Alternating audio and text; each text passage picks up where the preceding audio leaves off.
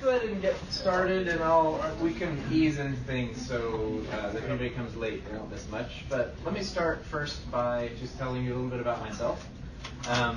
I'm Brandon O'Brien, Director of Content Development and Distribution for City to City. A title chosen, I think, because it is so vague that I can be asked to do anything. So that's everything from blog posts to donor pamphlets to online courses to books to you name it. So we're excited. I mentioned a little bit about this in the session just now. There are a couple of seats in the middle, one or two in the middle there. Somebody can have this. I'll just hold my notes. Somebody can come down, try it. My role at City to City is partially to take a lot of the training things that we do in person in New York City or in other places in the world and package them in such a way that they can be distributed and used outside of a sort of formal training setting. So that's what makes it content rather than training.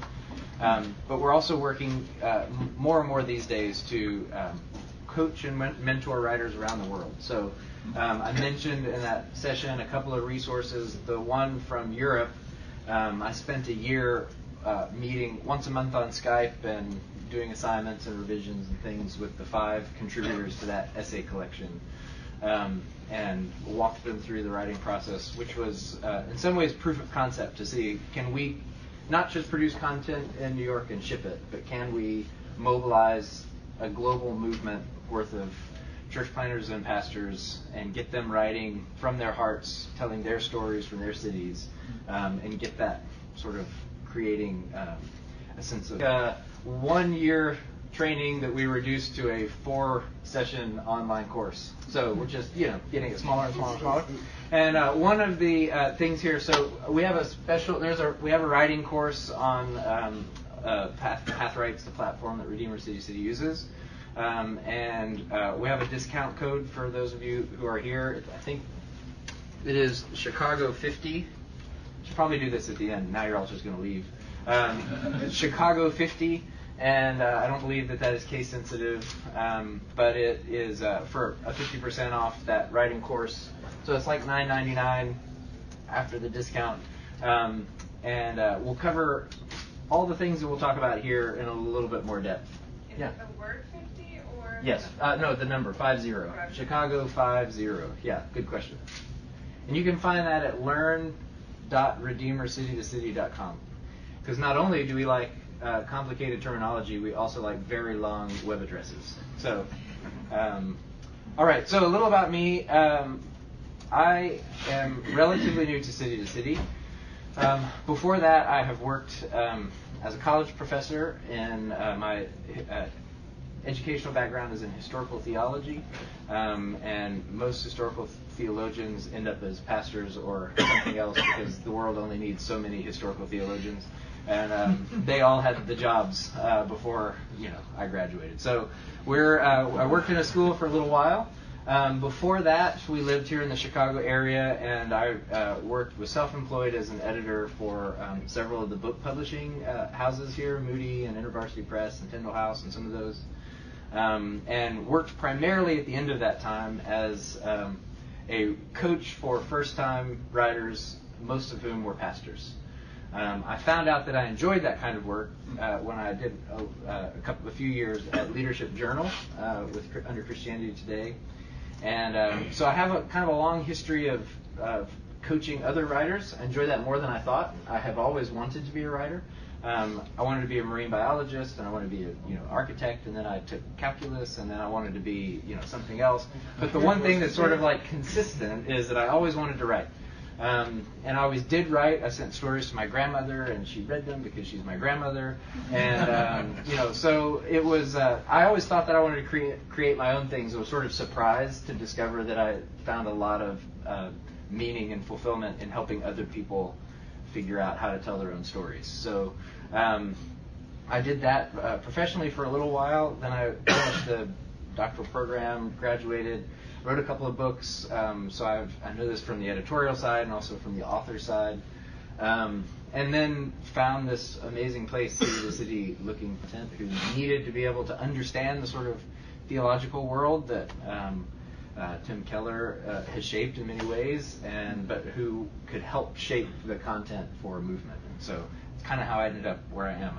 I feel like I'm sort of have to wear a lot of hats: educator, academic, writer, and I get to do all of that with City to City. So that's a little about me. All to say, I know what it's like. Also, somewhere in there, I was in bivocational ministry. I was a minister's spouse for a while. My wife was on staff at a church.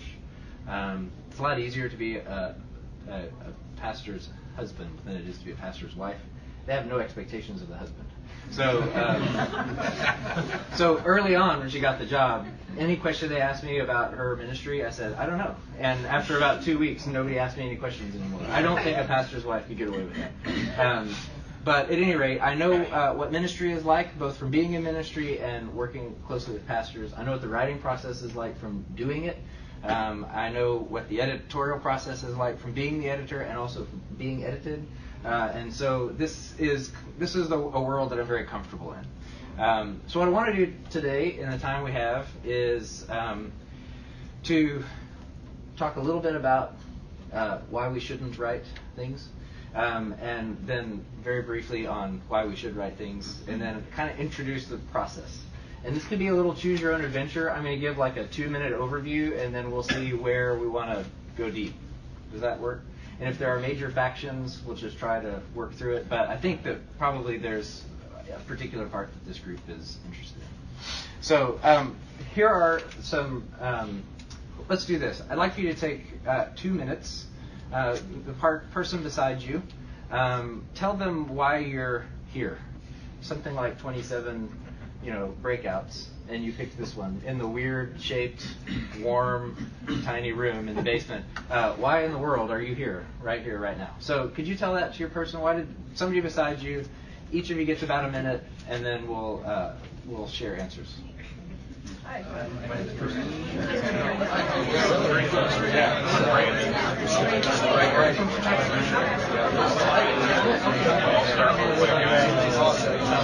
more or less last year to have this happen. I kind of wanted to figure out how to write out my experience or process, just to kind of help other people that are walking through it, particularly in our own organization, have to go challenging, still kind of adjusting.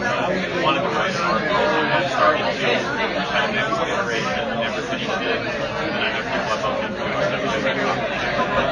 Trying some of these things you're thinking about figuring out. There you go. Yeah, for me, I taught a Christian doctor next semester to leave probably because I really we just need to read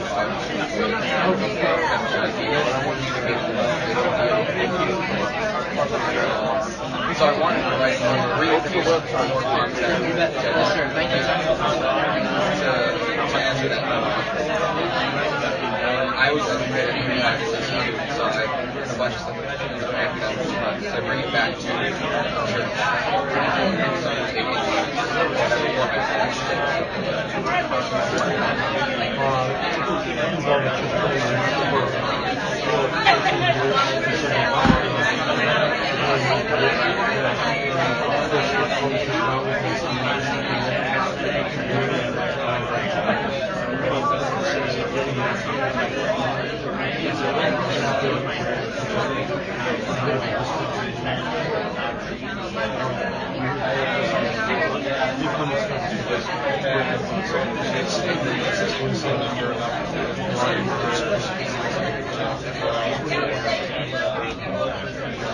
All right. Never visited yet? Probably not. Go ahead and wrap up your answer. There's always the risk. This is not a shy room. All right. Does somebody want to share your answer or your neighbor's answer? Why are you here? Oh, you'll talk to each other, huh? Yeah. Jordan, he is a college student in Colorado, and he for a while thought that writing was just a pipe dream, something that he couldn't legitimately take on, but now he's interested and really want to take it more seriously. So he's here. Great. Good. Yes, sir. Greg, I'm here mainly to share my writing, the book I published in March after 20 years, starting it 20 years ago. It's titled Turning to God from Idols, a Biblical Approach to Addictions. All right. Thank you. Anybody else? I don't want to die with the music still in me. Okay. I like that. Good. All right. One more. Who wants the last word? Until I get the last word. Yeah. Just writing sermons and writing curriculum, it's always helpful to get more insight on how to do that better. Good. All right. So these are great answers. I have a marker somewhere. Oh, they're both over here. Okay. I want to talk for just a second about really bad reasons to write, and we'll do this briefly. And these two numbers are going to help me paint the picture. Okay. So this first number, somewhere between 600,000 and 800,000, is the number of new books published in America every year. Somewhere between 600,000 and 800,000. The reason we're not 100% sure is that factored in here are self-published books, and there are more of those each year. But it's just harder to track because people don't submit, reports like publishing houses do. So, as someone who has published 4 books and has been depressed on launch day every time, when you publish a book, it feels a bit these days like you're screaming into a jet engine, right? There's so much noise in the line, and you have to somehow get that book, that idea, that thing you made, if we're talking about book publishing, up above all the noise where people can see it and hear it, right? It's the reason why a lot of publishers, especially Christian publishers, won't publish an author who doesn't have a platform already, because they need somebody who can, amplify the news of this new release out into the world. And most book sales peak in the first 12 months and then drop off from there. So if you can't get out the gate with a bunch of sales immediately, then there's just not a lot of hope, right? So publishers are risk averse because they are, competing with the market. I talked to a publisher here yesterday who said their house does something like 70 or 80 new titles a year, which means if you're the author, you're getting less than a full week of the publisher's attention when the book is launched, right? So if your book comes out on Monday, by Wednesday, they're on to the next title in order to get them all out in a year. So if you're writing for fame and fortune, keep this in mind, that you and 800,000 of your closest friends are all doing the same thing, right? Trying to write that one book, the next great American novel, or the next hillbilly elegy or something that hits the right, kind of cultural moment and takes off. It's very statistically unlikely that'll happen. The other figure here, 42%, this is actually a negative, this is a reduction. This is the percentage decline in writer salaries over the last decade. So authors are making 42% less this year than they were making a decade ago. Publishing houses are not making less than they were making a decade ago. But because of this, they're paying authors less because they have to publish more books because they don't know which ones are going to work, right? So the point here is that I think a really bad reason to write is because you think that the way it works in America is you write a book, and as soon as the book is out, everybody notices the book, buys the book, and then you're on the speaking circuit and you're at the conferences and you're doing the things, right?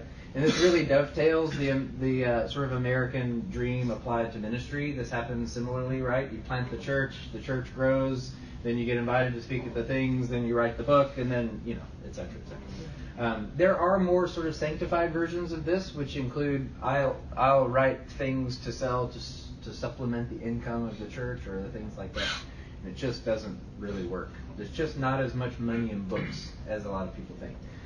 What we see the J.K. Rowlings, and we see the Joel Osteens and the whatever, and it looks like that's the typical trajectory, when in fact that's the fraction of a percentage of those folks. So I'm not trying to discourage you from writing. I am trying to discourage you from writing for to achieve fame and fortune. If it happens to you, please remember where you heard this bad news, and remember that there's a coach that would appreciate your support. But odds are, statistically, that it very rarely happens, right? So what are some good reasons to write? I think you guys named quite a few. Some are that you're doing some writing anyway, and you have to do it for your ministry. And that writing might be a newsletter, writing might be a blog, it may be a resource that you can't find. If you are in ministry in a city, you may have already recognized that most Christian ministry resources are not made for people in cities. So my wife right now is leading our children's ministry, and we're in a predominantly Latino community in an extraordinarily urban location, and we can't find children's curriculum that doesn't include all white children doing things like jumping over picket fences, right? So we just have to redo everything. And so maybe you're in that situation, you have to write because there's just not something that meets your need. That's a really great reason. Another great reason to write is, I like that, you don't want to die with the song in you. I wouldn't have put it that poetically, but that's kind of why I write, because I like solving problems. And writing is the way that I process. So I discover what I think about a thing usually in the process of writing it, which is what makes the process of writing so much fun. It's also what makes the process of publishing such a drag, because by the time the book has come out, I've solved the problem and I don't care anymore. And so I'll want to go do the next thing. And then the publisher says, well, you have to do this interview. And I don't even remember what's in the book. I am satisfied in my soul. So, here we are. So I think for me, it's a thing that I have stopped thinking that it will make me famous and rich. But it is cheaper than therapy. And it helps me sort of, process through things and answer questions that I think are important. So I don't want to discourage anyone from writing. I wish everyone were writing more. But I do wish that the motives were a little more realistic and a little purer in that sense. Does that make sense? Okay. So I think this is also a great opportunity, not right this moment because we don't have the time, but this is a really great opportunity when you're thinking about writing and thinking about, especially as it relates to ministry. It's a good opportunity to do gospel work. Because I don't mean this in a condemning tone, because I'm going to continue writing things as well. But I have to check all the time whether my motives are to help someone or if my motives are to be recognized for clever things that I might have to say. Right? And that's an important place to bring before the Lord as you're kind of moving in certain directions. It's easy to justify a project on the grounds that it will enhance or extend your ministry, but maybe that's not actually why you're doing it. And so keeping that, I think, before the Lord is really useful. Okay.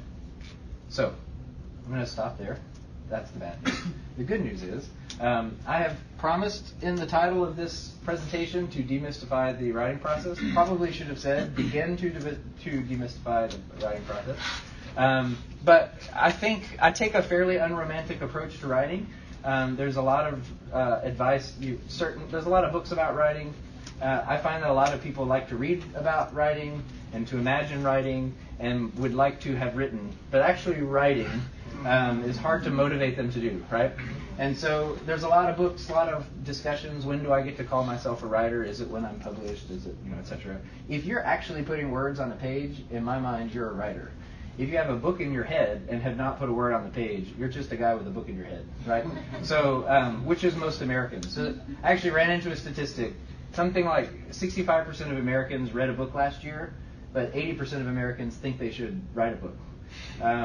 So more of us think we should write one than actually read them, and that seems accurate to my knowledge of Americans. So I say everyone should write, and I've tried to break it down. There are kind of three things that I think help to make it simple, right? One is you have to know yourself as an author. So this is about you. Who are you? What do you have to say? What do you have to contribute?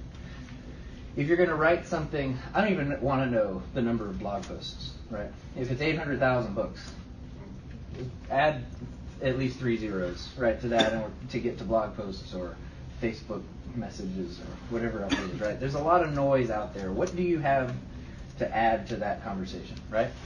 The second thing is audience. So you have something to say, and you're going to be most effective at saying it to a certain person or kind of person, and less effective at saying it to other kinds of people. So who is it that you're writing for, right? And last, there's the process itself. So if you know who you are and you know who you want to write for, how do I actually do it, right? The actual sitting down and grinding it out. So the course that we offer online kind of walks through these three things. In the interest of time, I don't know that we can address them all at equal depth. So let me just pass over them very quickly, and then I'm going to vote and see which of these three places this group would like to spend the next 30 minutes. Can we do that? Do you think we can come to kind of an agreement? So let me do this sort of autobiographically. So I am a small town, rural Southern Bible Belt, recovering Southern Baptist with Irish Catholic grandparents. Real confused and guilty all the time. That's kind of where I come from. I have not forgotten where I came from. Neither of my parents went to college, but I have a PhD in historical theology, and I think that a lot of the things that I've learned in the process are important. So what I'm trying to think through very often is I'm a person who has lived in a couple of different worlds, very rural, very small town, very white collar, now very urban. What's my voice? What do I have to say that not everyone has to say? And not because I'm smarter or not because I'm whatever, but just I've had a set of experiences that not every person has, right? So that's kind of me thinking through who am I and what do I have to contribute. Audience, I have found after completing the PhD, would have saved me time and money if I had realized this before, that I don't really like writing for academics, which is at some level the main reason to have a PhD, right? Your people at church are going to listen to you without the PhD. Scholars won't. I learned in the process that I like writing about important scholarly things, but not for scholars. I like to write for ordinary people who have questions and would like some clarity, right? So that's a very broad, and I can make it narrower than that. But it's interesting to keep in mind, I am scholar, editor, etc., but I don't want to write for scholars, editors, etc. And that's an important distinction. And then the process, there's actually kind of two subpoints here. One is there's the process that is the same for everybody. And I think that that is two stages that you kind of repeat over and over. One is you write, and then after that you edit.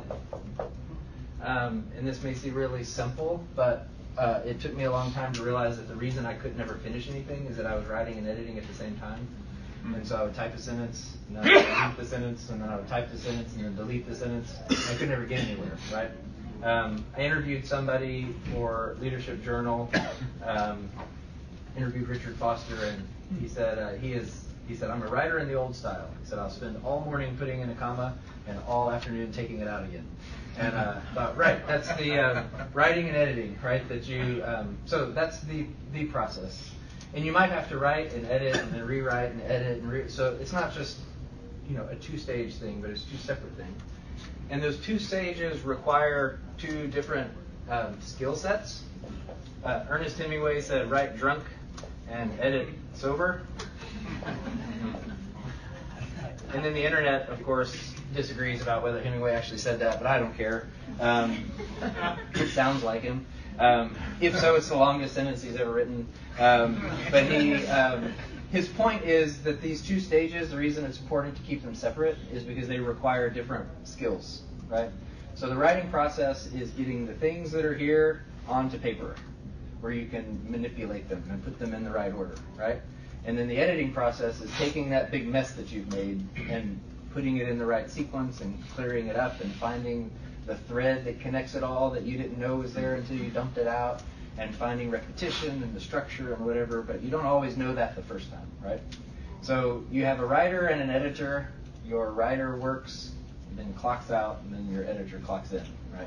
And if they're trying to work at the same time, you're either going to be a writer who's constantly self-editing or an editor who's constantly writing. So they're going to fight for attention.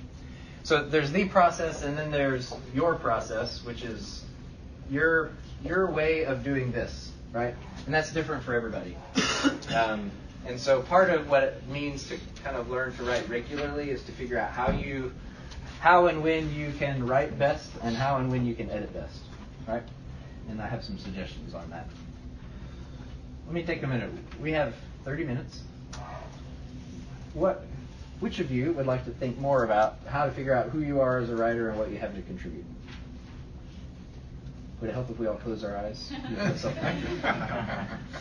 A couple of people are tentatively interested in that topic. How many of you are interested in figuring out who your audience is and what difference that might make? Okay. There should be an overwhelming number of votes for the last one. Okay. Some undecideds, but we'll do that. Okay. All right. So the process. Let's talk about the process a little bit. Does everybody have something to write on or to write with? Okay. Ideally, not your thumbs. Those are an inefficient thing to write with. Okay, so here's what I want to do. I want to try this in real time, and this will be a quick exercise, but it is important to get this down, the difference between writing first and then editing. Let's take a sheet of paper or something, or computer, if that works for you, and do this for me. We're going to do 2 minutes. And sorry, trying to find my timer.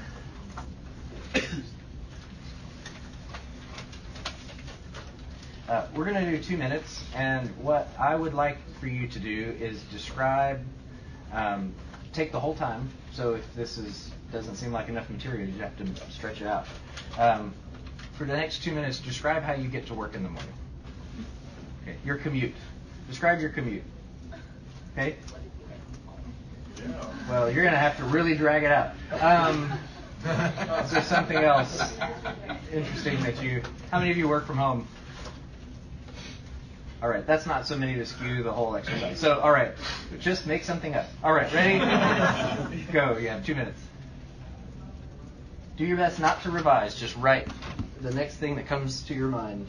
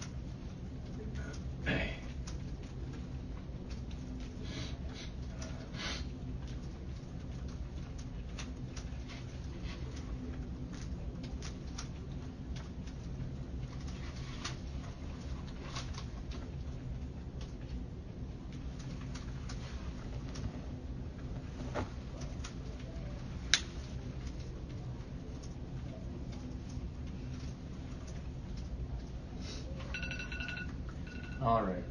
Just right to the end of that sentence and put a period and we'll stop. All right. Now, that's 2 minutes. I try to do this for 30 minutes every day. I have 2 young children, and one of them refuses to sleep half the time. So I don't make it every day of the week. Okay, but in the interest of full disclosure. But I try to do this for half an hour. I try to build up to half an hour. There are different schools of thought about how often and how much you should write, except everyone says every day. If you want to make writing a habit, you need to write every day. But the amount is up for debate. But how many of you found that you knew exactly what you wanted to say when you started writing? More or less? How many of you found it at like 90 seconds or 100 seconds and thought, nope, I need 3 more minutes to get this down. Yep. A few of you there? Okay. That's typically what I find. I often will sit down for free write, and so this is writing, right, which requires, I'm just going to keep it simple, writing drunk, which is you are not editing, you're not trying to put coherent thoughts together, you're literally completely uninhibited, right? You're just getting thoughts on the paper. Sometimes when I have a hard time doing this, I will start the paragraph with, I'm supposed to write for 30 minutes now, and I have no idea what I'm supposed to do because this is stupid, and I can't believe I woke up at 5:30 in the morning and took a shower just for this, right? And then I kind of find my way into it. But the longer you go, the more you just sort of free up that space that is going to dump the information down on the page, right? I'm working on a project that's due in December, and I made a commitment to write for 30 minutes every day, and I did that for about 9 months and just in a journal. And when it was all done, I spent a weekend typing things up into a document that had like 20,000 words, right? Which is about half. If you've read Prodigal God, which I find in Christian circles is a good frame of reference because everybody's read it, that's 20,000 words, right? So it's basically a small book. That was the first time that I had written in quite that way, totally free. Before that, I had written on assignment, a 1,200-word article or a chapter in a book or something like that, with more parameters. But now that I've done it this way, I wouldn't go back, because what I've discovered is that I don't actually know what I want to say until I've said 80% more than I have to, right? I discovered this editing pastors, and then was justified in this, that it's not just pastors. I read this from another editor, that if you get a submission for an article from someone as an editor, you could basically tear off the top 80% of the article, and the last 20% is where somebody has finally talked themselves into the part that's really good, right? So it's a lot of wind up and it's a lot of whatever, but that's because they didn't spend all that sort of time writing. They thought, I know exactly what I want to say, I'm going to put it all down, and they really don't know what they want to say until they get down near the end and they've kind of gotten loosened up a little bit, right? So the first step in the process is writing. It requires this sort of uninhibited,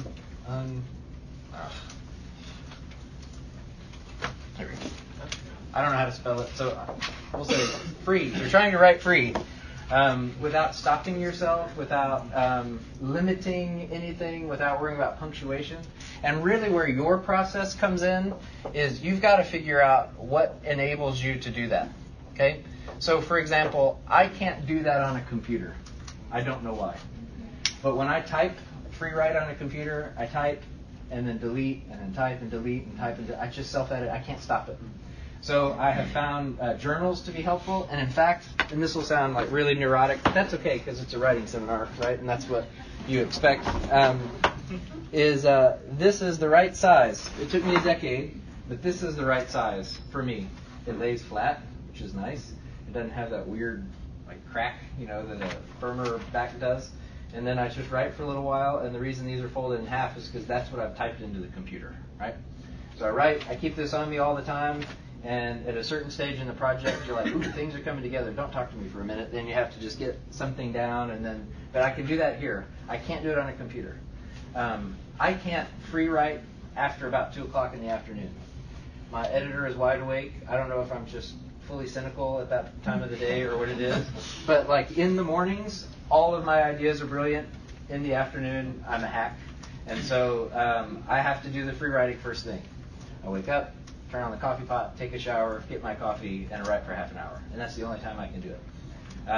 So there's all these things. I think with Edgar Allan Poe, they kept a half-eaten apple on his desk at all times. I'm not sure how that helped him. I'm not advocating for that layer of psychology, but there is a certain level of psychology involved with writing, which is you have to know yourself well enough to know when are you most creative. For some of you, it will be between midnight and 2 a.m. God bless you. I will be asleep. Enjoy your writing. Some people are most creative in the evenings. Some are most creative. So there's not a right time of day. It's just a right for you time of day. Charles Dickens, I think, wrote in the morning, took a nap, took a walk, wrote in the evenings. So for him, nap and walk, that's great. If you can, it's a good gig if you can get it. So what is it for you? Is it while you're on foot? My wife recently told me she her best free writing time is when she's walking in our neighborhood. And the problem is she's walking in our neighborhood and not like sitting down and writing something. So then it's like, how do I stop somewhere and get all that down? But maybe it is physiological for you. So I know people who write best when they're standing or on a treadmill or bouncing on one of those little exercise ball things or whatever it is. You just kind of have to figure out, pay attention to your habits. When do you write best? This is really important if you are trying to do any writing regularly, because if you want to write a blog post 4 days a week, something, that's a lot of content. If you have to write a sermon every week, that's a lot of content. And so if you can figure out when you're most creative and can do this part of the process, I would start, when I had to do it regularly, I would try in the mornings to write, like, if it's 3 paragraphs for 5 different blog posts, it's just my brain is working, right, on all cylinders. And so I just write it all down.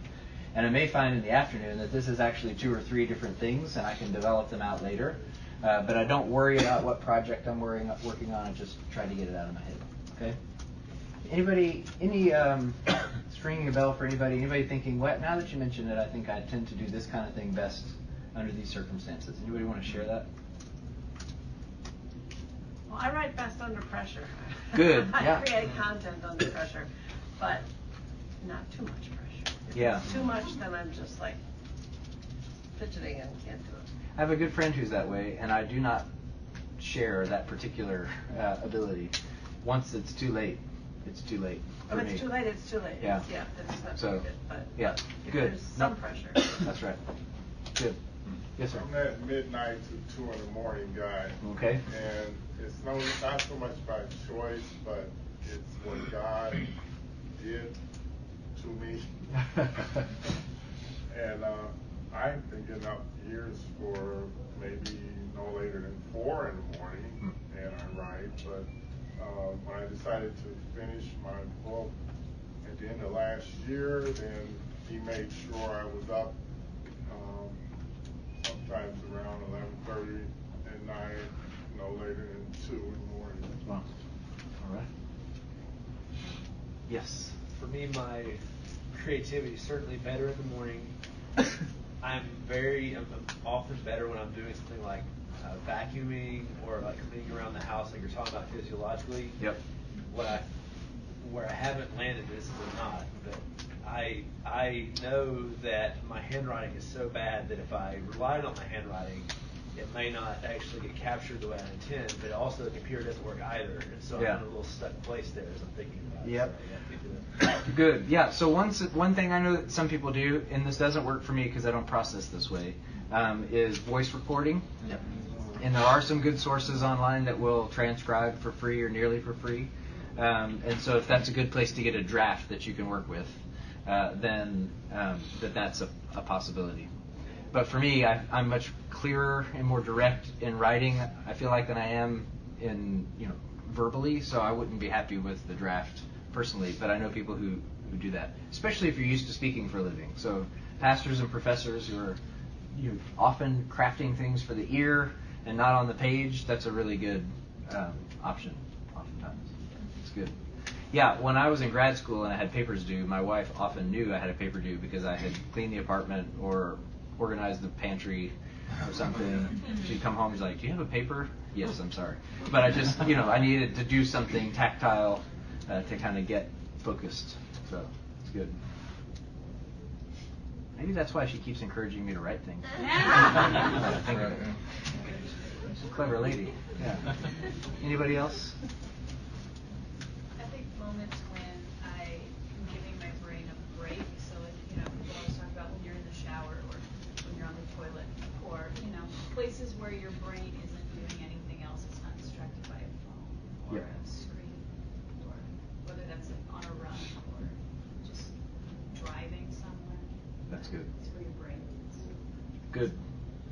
Yeah, my opinion is that when you do this over and over again, over and over and over and over and over, that's what equals what we often call a flash of inspiration. It's not that this is a new idea for you, it's that you have been working in this direction for several days. And some of you get there quickly. There are some times that happens to me where I have a thought and that's the thought, right?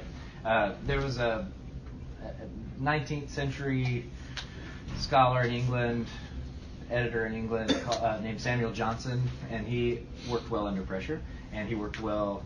His first thought was a good thought. Mine rarely is, but he wrote for a newspaper, and legend has it that he was always late. And so when the page came, to get his manuscript, he would write the first page of it, hand it to the scribe, and say, "When you get back, I'll give you page 2." And he'd run it down to the newspaper to set the type and come back, and then he'd hand him page 2, and he'd do that over and over, and somehow could write coherent articles that way, right? My first drafts are lousy, and they're all lousy. And some writers use stronger language to describe the first draft, but that's and they're all appropriate as far as I'm concerned. You should allow yourself terrible first draft. Stephen King says that you should reduce your first draft by something like 30%. So you're not worrying about what you keep and what you cut. You're just getting it down, right? So I think that's really an important place to start. I've started doing this. I preached recently at our church, and I, for the first time, kind of did the sermon prep that way, as if I were writing anything else. And before I did all the research and all of that kind of stuff, I sat down and just wrote. I had the passage, and I thought, these are the first things that come to my mind. And obviously, I did not take that manuscript into the pulpit. But it helped me to get kind of first impressions and gut level thoughts out before a lot of other commentators' voices were in my ear and that sort of thing. And then I used those other voices to shape and discipline that thought process. But I think it can help. All right. Anything else on this? Yes, sir. Maybe just on, our distractions. Anything as far as like phones or... Yeah. So again, Stephen King, he wrote a really great book. His book on writing is really good. I recommend it. It's kind of PG-13, just fair warning, but which you might expect from a horror writer, right? But he's not got Sunday school language. So, but he talks about he uses these distinctions, but he says that you write, instead of write first, edit second, he says write with the door closed and write with the door open. And write with the door closed means that you're writing free, you don't care what anybody else thinks, you're just getting it down. It also means eliminating all distractions. So he says if you have a desk in an office, you should point it shouldn't be looking out the window, it should be looking at the wall. And you should have headphones on. If you have kids, they need to know that, abandon hope, ye who enter here, sort of like, this is sacred writing space, that it is it's a solitary, that stage of it is a solitary and distraction-free sort of process.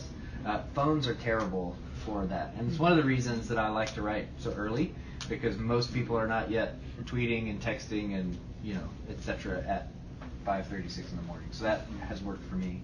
I was encouraged the other day in a meeting to hear a writer that I admire say that he has not read or written nearly as well since the smartphone. That even it just being in the room is distracting, because he's tempted to I wonder what time it is. I wonder what the weather is. Never have I been so curious about the weather, right? I check it all the time. And so, at any rate, I think eliminating as many distractions. Do you mind saying who that is? What's that? Do you mind saying why? Was there a reason not to say who that was? No, I just no, I don't mean to name drop. Is basically the thing, but it's just somebody that I thought, wow, well that's true for me too, and I thought it was because I'm dense, but maybe it happens to everybody. So. I think eliminating distractions, doing it early, and just kind of getting it down. The goal is just to literally get things out of your head onto paper, right? So I like to cook, and so I think of free writing as sort of like getting all the ingredients on the counter, right? Mm-hmm. You don't have a meal yet, but you won't have a meal if you don't get the ingredients on the counter, right? It's a sort of getting things out where you can see them so you can deal with them. And then you have to revise or edit. Just a second. Sorry, I did want to ask one more question first. Yeah. Well, let me just finish that sentence and absolutely. So then the editing process is like taking all those ingredients, putting them in the right order, in the right amounts, and then you've got something that you can serve people, right? So that's kind of step 2. So I guess then you kind of did start to answer that a little bit. My question does relate to outline. Yeah. Because that's, at least in my elementary school, and even in sermon and prep and a lot of seminaries, they want you to start outlining your big ideas before you get to that drunk writing, closed door writing process. Yeah. I disagree with that. and I was a big fan of my English teacher in high school, but I think she had it wrong. I don't know what the big idea is until I've just dumped, right? So I am for outlining, but I'm typically for outlining as at least a second step, if not later than that. So one of the things that I will do is I got in the habit of this during dissertation writing phase, because that was instead of the Lord waking me up early to write, it's my wife saying that dissertation has to be finished, down to the basement. Also a funny shaped room with no windows. So this is a theme in my life. But that just got in the habit of, I'm not worried about where this is going. This is an insider paragraph that's got to go in there somewhere. And then part of my editing process, so I'm jumping, this is the process, this is, you have to figure out your process. For me, I type it all up, and then literally with a pair of scissors and a roll of tape, we'll cut out all the things, and I'll say, well, these two paragraphs are related to each other, and these are on the same topic, and these are on the same topic, and we'll spatially or on the wall look like a serial killer when you do this. That's okay. And then just tape the things together and say, now I have a flow, right? So then I outline. So then I'll say, okay, these things all kind of go together. Which of these things do I need to say first? And then, move that long stream of papers over here and stick it on the wall. And then I need to say this second, and I need to say this. And then I'll take it to a sheet of paper and outline it to make sure that it flows and that it makes sense. But that for me is often at least the second step after the pre-writing. And then, as this is so helpful for me, and it seems not profound, but it's like the best editing advice that I have is if I can't figure out what's wrong with a chapter or something doesn't seem to be flowing right, I'll just outline it by summarizing every paragraph in one sentence. So, and the theory is if all of those sentences flow naturally, then all of your paragraphs flow naturally. Does that make sense? You just summarize them, and you're not trying to be clever or literary. You're just trying to just summarize them down. So condense this to a sentence, condense this to a sentence, condense this to a sentence. Then at the end, you've got 20 sentences. And what I find very often is that I'll see where the logic jumps. It's like, oh, this line, this line repeats this line up here. Let me look at the two paragraphs. Well, they're redundant. That's what. And then just scratch it, and then carry on. And so I call that reverse outlining. I don't know, because you're not outlining to write. You're outlining what you wrote. And that helps me to find the problem areas. I heard a writer at a book release say that the way he does that is he prints out his chapter and tapes it end to end and rolls it up like a scroll. And then while he's reading, we'll back up down the hall. And if he reads if it doesn't make sense to him, it makes him stop. And that's just sort of physical stopping. It's like, oh, it doesn't flow. Like it reinforces physiologically. So I think there's a lot of kind of space and physiology. For me, writing is a kind of external activity in that sense. I don't work well on a screen, so I joked about passing out the pens. I'm analog. I really am an analog person. I feel terrible at work. I'll be working on a blog post and I have to print it out to edit it, and I think it seems sacrilegious or something, like print a blog post before you publish it digitally or something. I don't know.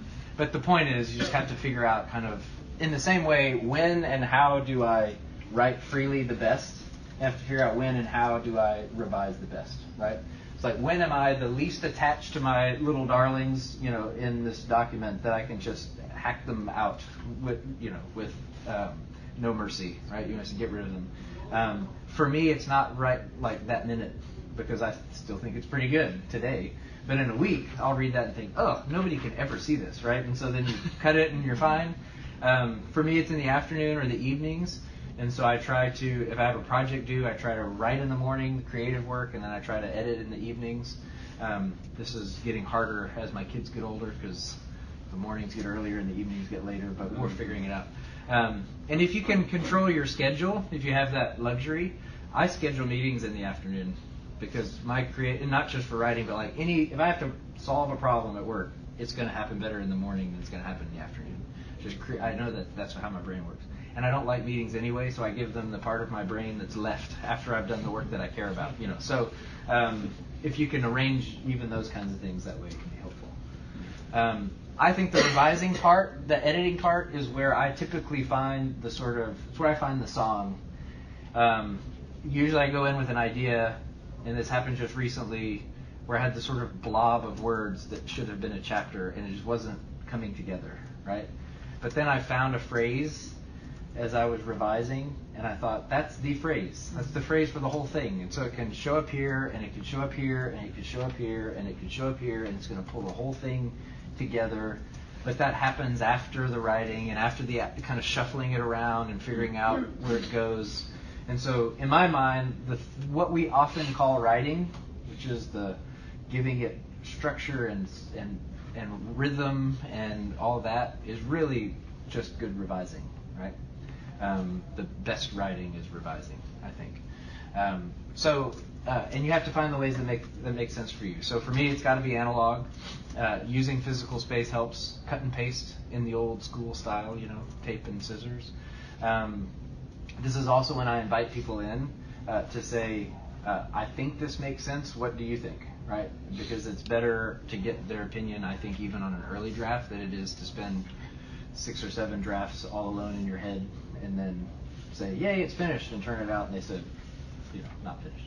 I have lots of sort of specific kinds of things here, but let me pause for just a second. Any thoughts on that? Mindful of the time.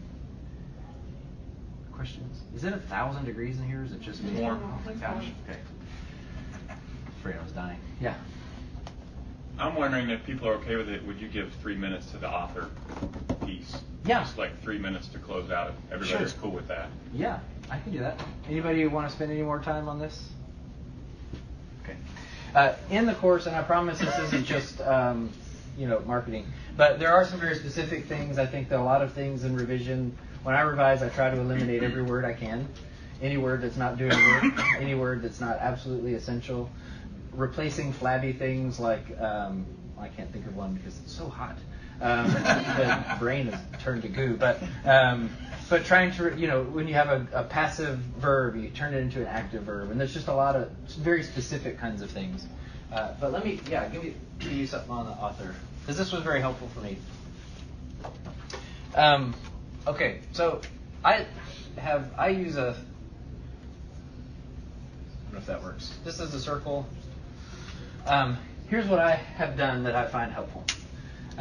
One is I think in these sort of 3 quadrants of things that I like, things that I am either experienced in or knowledgeable in, etc.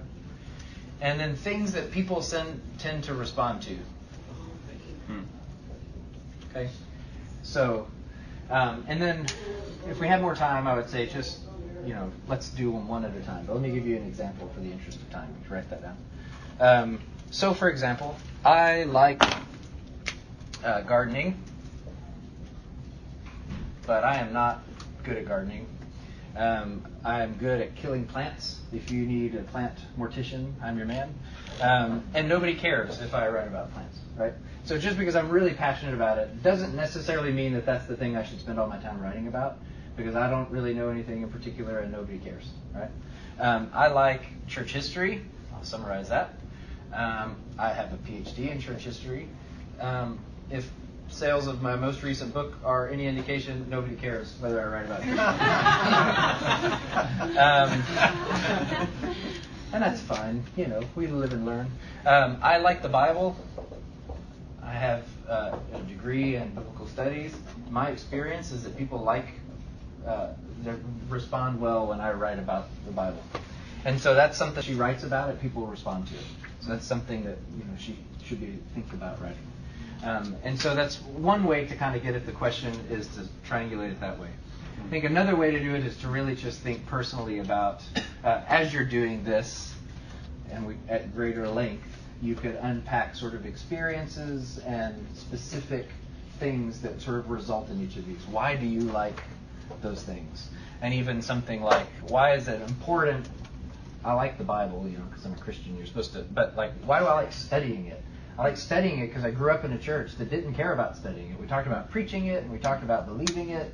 But then you ask the question, and they're like, just believe it. And I think, I'm trying, but I don't know what you're talking about. So there's something behind that like of it that is deep and that begins to say something about it. So the way I would put it after a church history degree is I grew up in a fundamentalist church. I didn't know that until I was in my 20s. I didn't know that's what it was called. And so that shapes the way I like that thing. Does that make sense? And sort of beginning to unpack some of those things. Why do people respond to it when I talk about it? Is it because I talk about it with more passion than I talk about other things? Or is it because I talk about it with more clarity than I talk about, like, what is it that people are responding to? And, how did I get that experience? Is it I know it because I, read it once a year for 20 years, or because I have a degree, and then you begin to kind of figure out what are those discrete parts that make up your unique contribution. Is that helpful? Okay. Yes, ma'am. Sorry. So once you identify that, how do you decide which avenue of writing to choose to deliver that, whether that's magazines or blogs or books or... Yeah, good question. I say first write for yourself and kind of see what happens. There are some things that I know about, but I know of like 1,500 words about. So I should probably still write about it. I've written things about church history at 1,500 words that people seem to like. It's when it gets to 30,000 words that people seem to not care anymore. So it's also may depend on your level of interest or your level of knowledge about a thing. You may have insight in a particular part of a thing, and it doesn't need to be a book because it's niche and it's small and it's whatever. So sometimes the subject matter decides for you. I am biased towards smaller things in general. I had a colleague when I was an editor who said most books should have been a blog post and most blog post should have been a tweet. And I think he's right. And most tweets shouldn't have happened. So there's kind of getting down the... But it's true that a lot of... And this is my critique of a lot of Christian ministry books, is there's one good idea early in the book. And then the next 25,000 words we're just sort of revisiting that thing over and over again. So I read the first chapter of many books. And sometimes the conclusion. But I don't want to write things that people can summarize from the beginning and the end, right?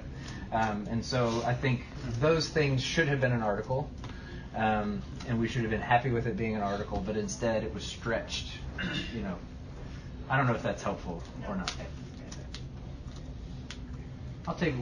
We're technically over time, but I'll, if you have any questions. Yes, sir. This is not maybe the most helpful, but maybe the best 3 or 4 books you read last year that are new. Okay. It's interesting. I've read a lot this year, and I realized in this month that I have not read any Christian books in 2018. It has to do with a project I'm working on. I couldn't find any helpful Christian books. So let's see. Well, my favorite book on writing, which I reread this year and is not new, is Stephen King's book on writing. I highly recommend it. You have to wade through it. He's like a little like your embarrassing uncle at dinner sometimes, but I highly recommend that. I read, I'm sorry, I can't even off the top of my head think of a title of one book that I read this year. It's just so hot. Not my optimal writing condition. Yeah. It is afternoon. Yeah. What about literature that have Christian themes or authors in literature that have written around the topic of Christianity or Jesus? Yeah, good question. One of the things I love about American literature in general, and before I decided to do historical theology, I thought I was going to do a PhD in American Lit. But the reason is most American literature is religious, if only because they're trying to abandon religion. But that means that it's a topic in like so much of the material, especially the old stuff. Emerson and Whitman and all those guys were actively trying to get rid of it. For my money, Eugene Peterson is one of the best Christian thinkers, I think. Obviously Tim Keller I like. But in terms of almost the literary approach to things, I've been reading a lot about New York. Not a lot of old books, too. I've been reading J.D. Salinger, who was clearly a disturbed individual. But I thought that more before I moved to New York, and after living in New York, I thought, yeah, it makes sense now. He was writing a lot about the city. A lot of religious themes and things like that. Trying to think. Yeah, I'm sorry. I'm struggling to shift gears outside of the main current topic. All right, yeah. Maybe this will capture both of those questions a Sure. little bit. We're touching both of them. Could you talk about the relationship between regularly reading and how that translates into becoming a better writer? Yeah. A lot of people want to write but don't want to read, and they also actually want to write and they don't want to write. But I think writing frequently. I think one of the reasons that I stopped reading Christian books this year was because I was reading on subject matter that I couldn't find Christian books to talk about, but also because I began to feel like we're running in the same ruts. And so I thought I just need to shift altogether. I need to not read those things anymore, right? So I would say at one level, if you're accustomed to reading great literature, that maybe you need to take a break from great literature and read political commentary for a little while. Not because it's great, but because it's different, right? And it just sort of, it jogs a sort of, it creates a shift for you in your brain. So I would say read a lot. But the danger in reading a lot is reading a lot of the same thing. So if you are going to read a lot, you also should read widely. And I found it really interesting to see with what clarity some secular writers are able to talk about really meaningful things, and then I dip back into Christian writing and think, I'm not real sure what you're talking about. So it helped me to pick up new habits and to abandon some other habits. I think reading older books, this is not my advice, this is C.S. Lewis's advice, but things become trendy, writing styles become trendy. Rob Bell screwed up all Christian writing for a while because it was all like short sentences and fragments and run-ons and whatever. And then we all kind of worked our way out of that. But now there's a very bloggy style because there are a lot of writers who have, a lot of bloggers who become book authors, and we've got now, that voice is very common in Christian literature. And so I think finding something older that predates that's not trendy, or finding something way outside your tradition can be really helpful ways. But absolutely, I think you can't write well if you're not reading a lot. I also think if you're having a hard time writing, there are a couple of things that I grab on my shelf when I'm having a hard time getting started that for some reason just sort of give me courage. So like I'll read a few pages of E.B. White. I keep his thing above my desk. He's famous for Charlotte's Web, but he also wrote all these great essays that showed up in magazines, in the 50s and 60s.